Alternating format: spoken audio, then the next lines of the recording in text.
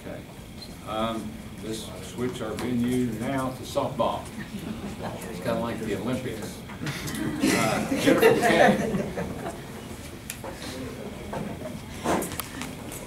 Hi guys, I've been chosen to be the spokesman because I love to talk, those that know me from the health department. We're here tonight as parents of the softball to represent the boosters and also to represent our girls. I'm sure those that have children, daughters or granddaughters, are, I'm sure you would have some of the same concerns that we have tonight. From my understanding and how I've always been raised is that you go to the person that you have questions to. And so I know there has been different questions that have been asked about the new assistant coach that has been put in position for the softball team. And so in hearing this, I personally had some questions of my own, and like I said, you know, I've always been raised to just go to the person. I'm not into, you know, talking to this person or this, that, and the other. That's what causes a lot of trouble. So I approached the assistant coach that has been hired last Tuesday. I asked Mr. Sachs if there was a video camera there in the school there where I spoke with him, because I know the assistant coach is not here tonight to defend, you know, what I'm telling you. It's, you know, it's kind of what I'm saying. But so please feel free. The conversation was last Tuesday, July 31st, around 3 or 3:30. And so my questions to him were, you know, what was his reasoning and want to be the assistant coach with the girls, and, you know, kind of what was his passion, and some different things, you know, that I heard, you know, that maybe he had applied for the job out of maybe some strife or vindictively or bad blood against, you know, certain people. And when I asked him that question, he told me that he would not discuss that with me, that I had to refer to Coach Hoover to ask him those questions. And one, as a parent, two, as just an adult, to me that's just kind of a red flag when somebody can't give you an answer of why you applied for the position. So we went on, you know, in talking, you know, just asking different questions. And when I left there, I told him, I said, when, you know, you say Jennifer McKay came and spoke with you, I did not come in out of strife. I did not come out of, you know, manipulation. I just wanted to come as a parent for my daughter who has a passion for softball. And I don't have to tell you guys the statistics, and you know they won the state champs, you know all that they've done, and I'm sure you guys are proud of him and of them and representing the county. And but I have some concern of things not being answered. I have some concerns of, and I'm sure the parents also, of the drama that has been since this person has been put in position. To me, from my understanding, and please correct me if I'm wrong, you know, the person has to be a professional as far as a teacher or somebody in the school system, I guess, first to get the job. I have a problem with that because, one, if you're a math teacher or IT or whatever you are, and you know nothing about softball, you know nothing about baseball, you know, to me, you really don't have any business in it, you know, and so unless you can say, I want to learn or this, that, and the other. So my thing tonight is just here for some answers. Not here to cause damage to the girls, not here to cause damage to the program. You know, last year was our first year. You know, I read, done concessions. I'm already hyped for this year. You know, said, hey, what's going on? What can we do to get some money? What can we do to get fall ball going? And so we just need some answers. And as parents, you know, last year, I'm sure Ms. Lucas, others have seen the locker room. You know, from my understanding, that was all volunteer work. You know, it represents the softball program, the high school, the passion that people have for that sport. And so when you can't tell me, you know, why you have a passion other than you just always supported the softball program, and you can't answer why you applied for the job when you've been asked, you know, specifically if it was, you know, did you do it out of vindictive or this, that, and the other, you know, concerns me for our girls. And so a couple of questions I'd like to ask is, when the job is posted, how long is it posted for, to give people Let me just chance? interject something. A moment ago you mentioned that a professional person getting the job. Now, please understand that that's state policy that we must follow, that should a professional employee seek a job, unless there's some reason they shouldn't be hired for that, they have priority and must be hired for a position before any person that's, say, a volunteer that maybe have been involved as a softball coach, but isn't employed by the school system. Those people then have to go and receive certain training so they can do it. So you're saying that they have the right over a volunteer to yes, get the yes, position? by policy. And that is state policy, Yes, that's yes. not Lincoln County and policy? And once again, should a volunteer who isn't an employee of the Board of Education, a professional employee, seek to do that, they have to go through training in Yes. order to be able to do that. Right, I understand To do that. that. Now, as far as the application process, all jobs are posted for a minimum of 5 days, and I'm assuming that's what that was for, Ms. Lucas.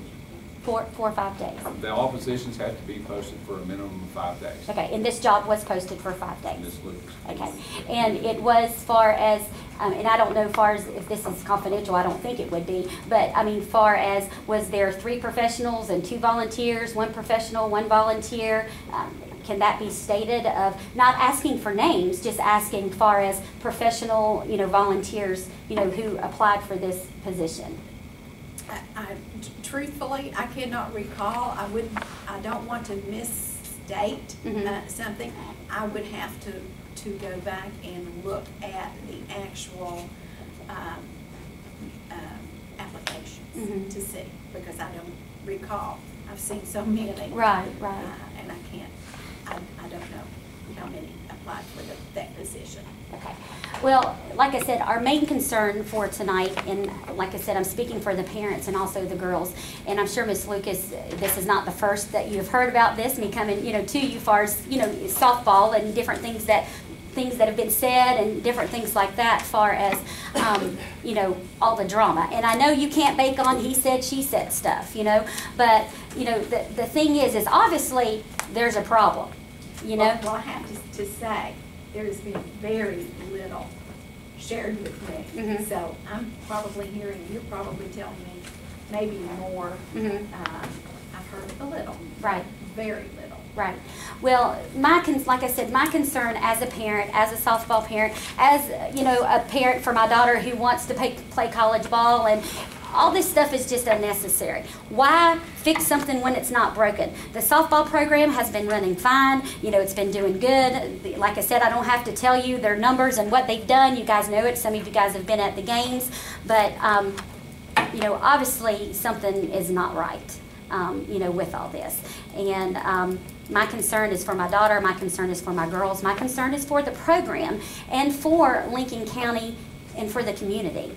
Of all this, all this mess. And I'm sure, any of the parents can, vouch for this, that, we're already kind of behind on fall ball, because of, different things not coming together, people not sitting down and talking, and what is that teaching our children? What is that teaching our teenagers, far as, that you can't sit down as adults, you can't work things out, you can't, far as the maturity. And like I said, the last year's season, the people that participated and taught the girls, they have a passion for it. Not only that, they have a love and a passion for the game, but for the girls, to see them to excel in what they do. And that's obvious by this past year, the girls that have received scholarships represented from Lincoln County, to play their sport and the game that they love. But you are the first parent that has addressed me with concern.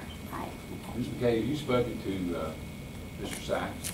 I went in the day that I went there last Tuesday, and you were not there, or whatever else like that. And well, the reason I say that, okay. what we would, typically what we see is a chain of command. That you would go to, if you have a concern with a coach or a teacher, you go to the person that immediately above them, their superior. In this instance, it would be Mr. Sykes, and discuss these issues that you may have. I've never heard of any of this. I don't know that any members of the board have. These are totally new to us. Should, after those discussions, you feel like that you aren't satisfied with that, then you take it to the next level and you come see the superintendent and discuss them with her. And then and eventually, if you still have a concern, then you come and address the board, because these are things that, we are totally unaware of. Right. And many times these things can be resolved if you follow that. well, and I've spoken with Mr. Sykes before, last year. My thing is I had spoke to the head coach. I had spoken to the assistant coach, and I didn't get any answers. You know, wasn't this person just hired this year? The assistant coach. I mean, this Yes. issue. Well, Yes. I mean, so you haven't spoken to anybody about this particular incident or person then, the The concern. assistant himself. Yeah, I spoke to the I assistant understand itself. that, but what I'm saying, if you weren't satisfied that you weren't getting sufficient answers or whatever, then what we would ask is that you could then go and speak with his superior, either the coach and then to Mr. Sachs, and Well, then to Ms. Lucas. Right, and I understand the chain of command, but to me, why waste the time, just come to the big dogs, but I understand what you're saying. You don't know the answers to these Mhm. questions. I can't respond to you why this gentleman or lady, I'm not Mhm. sure what it is, has done this. Mhm. I can't answer for them. Mhm. But that's why I'm saying, is oftentimes, in a private conversation, these things can come out and be resolved and discussed. Because you're asking us, and I don't think there's a person up here who can answer your questions because we don't know anything about it. Where if you meet privately with them, oftentimes you can come to, find out the answers to the questions you have.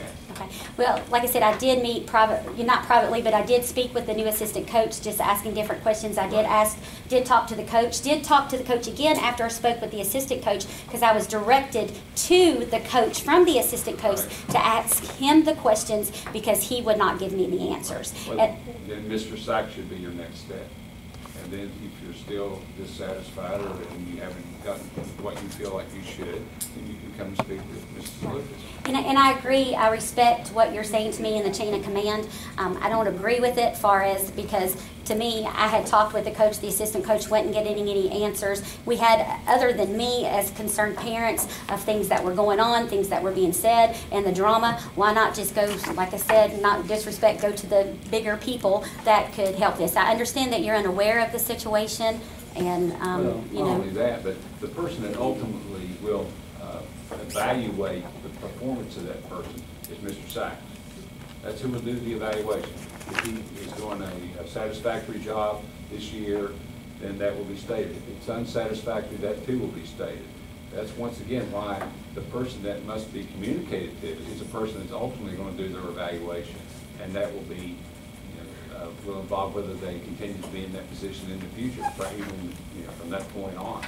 So more or less, are you just telling me that tonight was more or less a waste of my time as far as coming No, and speaking? I think you advised us that, you had a concern, Mhm. but once again, we not know anything about it. We couldn't answer these questions even if we thought they were. Okay, and Mr. Sachs, as far as coming to you, I apologize for not, following the chain of command, but I'm sure you're aware, as the principal of the high school, of different drama that has gone on, with the softball thus far.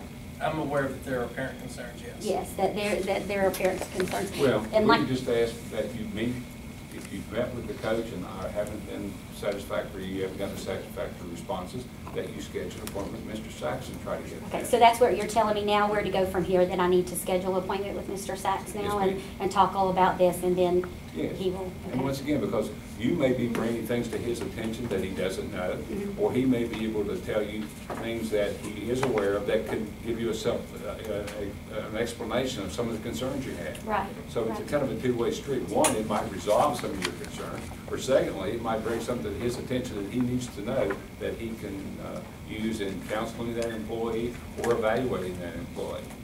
But And I understand what you're saying, and as I said before, I'm sure you have granddaughters or daughters, and when it comes to your children, that's ground territory, I'm sure, that you have concerns. And like I said, when I went to the assistant coach, and even coming to you guys now, I'm not coming in an attitude, I'm not coming, out of strife or anything, but if things are not right, they need to be fixed. If a person has applied for something out of vindictive, out of different reasons, I believe that it should be looked into, because it's not right. And who suffers?